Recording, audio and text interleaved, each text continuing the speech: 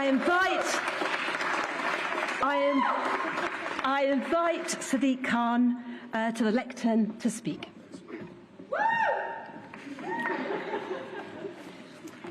Thank you.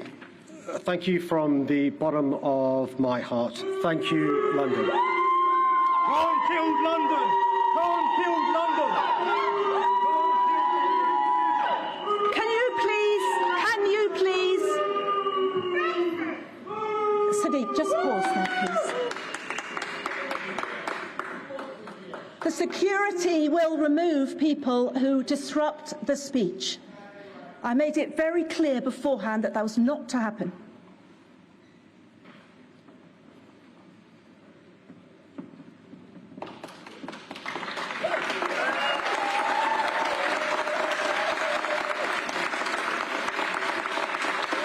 Thank you. Thank you from the bottom of my heart. Thank you, London. It's the honour of my life to serve the city that I love, and I'm beyond humbled right now. I want to express my deep gratitude to my fellow Londoners and make this pledge to you. I promise to repay the trust you've placed in me by working tirelessly to deliver the fairer, safer and greener London you deserve. It's been a difficult few months. We faced a campaign of non-stop negativity, but I couldn't be more proud that we answered fear-mongering with facts, hate with hope, and attempts to divide with efforts to unite. We ran a campaign that was in keeping with the spirit and values of this great city, a city that regards our diversity not as a weakness, but an almighty strength, and one that rejects right hard-wing populism and looks forward, not back. It's truly an honour to be re-elected for a third term, and to do so with record levels of support from Londoners, with an increased margin of victory. But today's not about making history. It's about shaping our future. A future where our children can be nourished with free school meals and breathe cleaner air, where all Londoners are given the support and helping hand they need to fulfil their potential, and where our social fabric is strengthened and our diverse communities cherished and celebrated. My determination to ensure London leads from the front with world-leading green action remains as strong as ever. We've already made great strides cleaning up our air, and will continue to tackle pollution, whether it's found on our streets or in our rivers. At the same time, I pledge to have a constant focus on all the other issues that Londoners also care about: the rising cost of living, crime on our streets, homelessness, affordable housing. For the last 8 years, London has been swimming against the tide of a Tory government.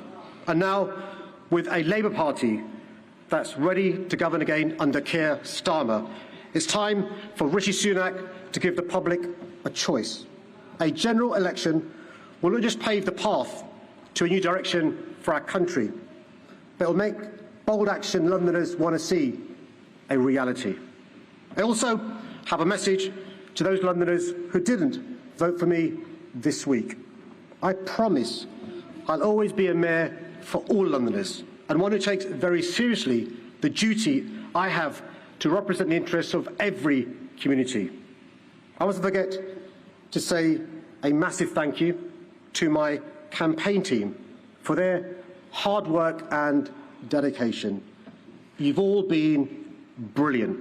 I also want to thank Keir and the Shadow Cabinet for all their support, our Assembly members and candidates, our council leaders and councillors across this great city, our volunteers, our trade unionists and Labour Party members, and the returning officer and everyone here at City Hall for ensuring Londoners could make their voices heard. A special thank you goes to my mum for everything she's done for me. I love you. And to my amazing wife, Sadia, and our daughters, Anissa and Amara, for their strength and support throughout all these years. I know there have been times when this job has taken a toll on you, and that's not right or fair. Some of the stuff on social media, the protests by our home, the threats, is upsetting, it's frightening, and it's wrong. I'm truly sorry for putting you through this. But I also know you share my belief, as hard as it can be sometimes, this work is worth doing, because it means being able to give to other families the same life-changing opportunities that this wonderful city has extended to ours. I love you all so much. My final thank you must go to my fellow Londoners, the people who make this city not only special, but the greatest city in the world. Once again, you've proved that London is a city of progress, a city of pluralism, and above all, a city of possibility, a beacon for openness, inclusion, and equality across the world. It's Londoners who inspire me every day to continue our mission of building a fairer, safer, and greener London, and in what I hope will be a year of great change. A future Labour government led by Keir Starmer working with us in City Hall will mean we can go much further and accomplish so much more, ensuring that for our capital and for our country, our brightest days are still ahead of us. Thank you.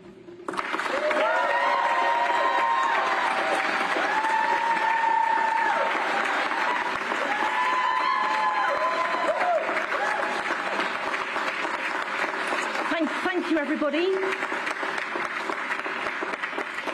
I would now invite Susan Hall to the lectern to speak. Thank you. I'd like to congratulate all my fellow mayoral candidates and congratulate Sadiq on his victory.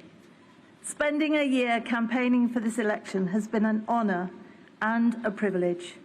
I have loved speaking to Londoners about the things that matter to them. The thing that matters to them most, and to me, is reforming the Met and making London safe again. I hope Sadiq makes this his top priority. He owes it to the families of those 1,000 people who have lost lives to knife crime under his mayoralty. And I hope, too, that he stops patronising people like me who care. This isn't an episode of The Wire.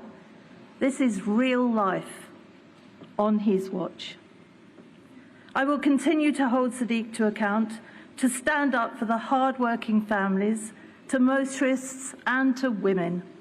I love London, and I urge Sadiq to try harder to make it better for all our sakes.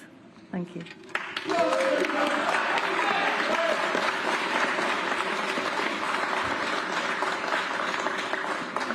Thank you. Thank you to the Mayor of London for his speech. Thank you, Susan, for your speech.